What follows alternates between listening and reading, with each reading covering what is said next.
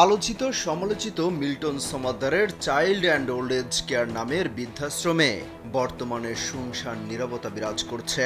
বৃদ্ধাশ্রমটি ভেতর থেকে তালাবদ্ধ। ভেতরে প্রতিষ্ঠানটির কর্মীরা আশ্রিতদের দেখাশোনা করছেন। এছাড়াও মিল্টন সমাদ্দারের স্ত্রী ও চাইল্ড অ্যান্ড ওল্ড এজ কেয়ারের সাধারণ সম্পাদক মিঠু হাওলাদার মাঝে মধ্যে প্রতিষ্ঠানটিতে গিয়ে আশ্রিতদের খোঁজ খবর নিচ্ছেন।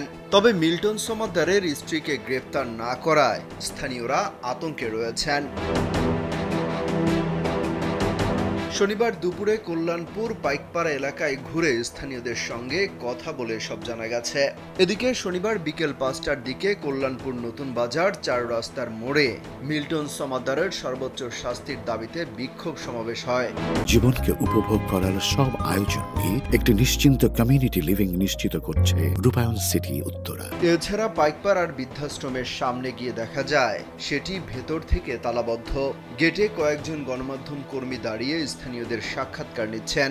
এ সময় সবুর নামের এক ব্যক্তিকে বাজার নিয়ে বৃদ্ধাশ্রমের ভেতরে ঢুকতে দেখা যায়।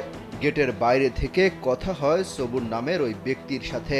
গেটের ভেতর থেকে তিনি কালবেলাকে জানান, আইন শৃঙ্খলা রক্ষাকারী বাহিনী ভেতরে সবার ঢোকা নিষিদ্ধ করেছে। তাদের অনুমতি ছাড়া কাউকে ভেতরে ঢুকতে দেয়া যাবে না।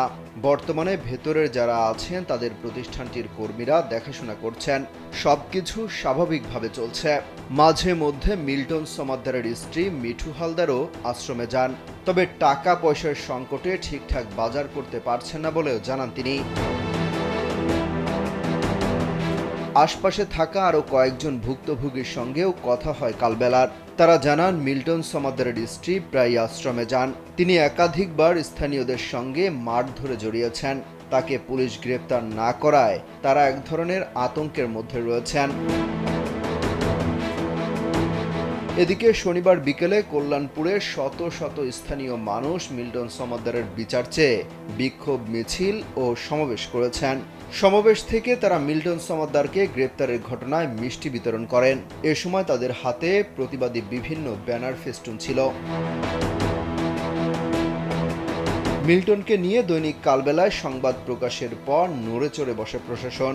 তার আশ্রমে চালানো হয় অভিযান, আটক করা হয় কথিত মানবতার ফেরিওয়ালা মিল্টন সমাদ্দারকে। অমিত হাসান রবিন, কালবেলা।